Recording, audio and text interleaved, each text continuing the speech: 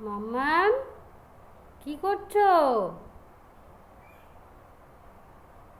কি করছো বলো? কি করছো তুমি?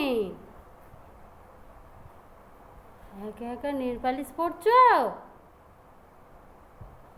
হ্যাঁ, কথা বলো। কি করছো? ওটা কি?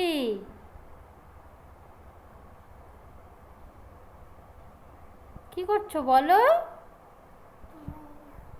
তুমি কার নেল পালিশ পরছো? তোমার ওটা? কে কিনে এনেছে?